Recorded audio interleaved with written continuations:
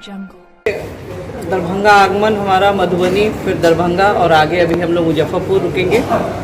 महिला मोर्चा की अपनी सारी बहनों के साथ एक मिलकर एक आगामी हमारी जो चुनाव आने वाला है उसकी रणनीति के तहत और अभी जो कोरोना काल बीता है हम सभी के बीच में और इधर का क्षेत्र जो बाढ़ ग्रसित है उसमें हमारी महिलाओं की जो सहभागिता रही है बड़ी सराहनीय रही है और बहुत ही अभूतपूर्व रहा, जिसकी चर्चा आदरणीय प्रधानमंत्री जी ने भी अपने मन की बात में कहा और हमारे राष्ट्रीय अध्यक्ष जी ने भी चर्चा की।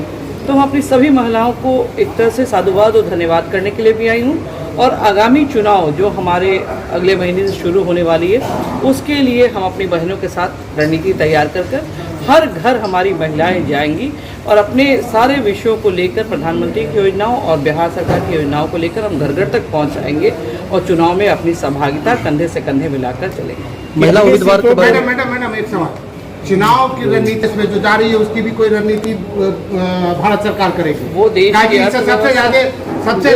की अर्थव्यवस्था का विषय है और उसको सोचने के लिए हमारे देश के सभी अर्थशास्त्री बैठे हैं, हमारे आदरणीय प्रधानमंत्री जी उसकी चिंता करने के लिए बैठे हुए हैं। सिर्फ चिंता करेंगे या इसमें कुछ सुधार आने? नहीं, बिल्कुल सुधार आएगा। जैसे पूरे देश में जिस तरह से आदरणीय प्रधानमंत्री जी के नेतृत्व में चौतरफा जो हम लोग आज चारों तरफ से चाइना हो, नेपाल हो, जो भी हो, जिसकी भी रणनीति आदरणीय प्रधानमंत्री जी ने बनाई है वो सारे सफल हुए। बड़े अच्छे कूटनीति के तहत हम लोगों ने सारे विषयों को बखूबी सफलता प्राप्त की और आगे भी जो जीडीपी आज प्रधानमंत्री और पार्टी बीजेपी के चलते नहीं डाउन हुई है।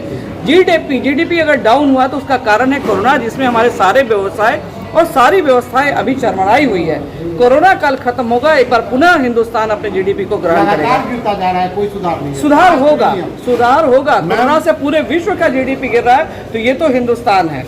मैम अभी बात हो रही थी कि महिलाएं जो है जो आपका कैमरा लोगों महिलाएं जो है भाजपा महिलाएं वो घर घर जाके जो है तो प्रचार प्रसार करेगी, लेकिन विगत कई सालों से ऐसा देखा जा रहा है कि महिलाएं की कोई सीट में जो हिस्सेदारी होनी चाहिए वो नहीं हो रही, जबकि ये भाजपा का ये कहना भी है कि आधी आबादी को बराबर का हिस्सा मिलता है। देखिए, एक भारतीय जनता पार्टी ही ऐसी लोकतांत्रिक पार्टी है जिसमें महिलाओं का सम्मान जिस स्तर से दिया जाता है। आज महिला होने के नाते आज आपके ज़िले में मैं पहली बार प्रवेश की हूँ और मेरी बहनें जिस तरह से उत्साहित हैं, आप नहीं कह सकते कि महिलाओं की सहभागिता भारतीय जनता पार्टी में आने वाले चुनाव में कम रहेगी।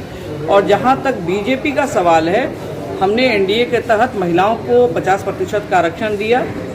त्रिस्तरीय पंचायत समिति में अभी संगठन में हमारी महिलाएं बहनें, ये हमारे प्रदेश के मंत्री आपके ज़िले के निवासी है, धमशीला गुप्ता जी हमारे प्रदेश के मंत्री हैं, सजल झा जी बगल के मधुबनी ज़िले के निवासी हैं और मैं खुद एक महिला होते हुए लगातार पदाधिकारी के रूप में भारतीय जनता पार्टी में काम की हूँ। तो टिकट एक इसमें बीच के रास्ते में आता है जो टिकट प्राप्त के लिए टिकट की संख्या बहुत कम होती है, लेकिन कार्यकर्ताओं का जो होता है वो अपने पूरे कार्यकाल में पूरे भारतीय जनता पार्टी को देश के चरम वैभव पर ले जाने के लिए कृतज्ञ रहते हैं और प्रतिबद्ध होते हैं। तो टिकट मिलना, जो भी हमारी महिलाएं बहनें अगर इस योग्य होंगी, पार्टी उन पर विचार करेगी और उसकी सहभागिता भी पूरी रहेगी। मैम विगत की चाहती और जानती भी कि कोई उपेक्षा हुई है, आने वाले समय में हमारी सभी बहनों को अच्छी सहभागिता मिलेगी। आपका नाम? निवेदिता सिंह, पूर्व प्रदेश उपाध्यक्ष बिहार बीजेपी और वर्तमान में महिला मोर्चा के प्रदेश के प्रभारी।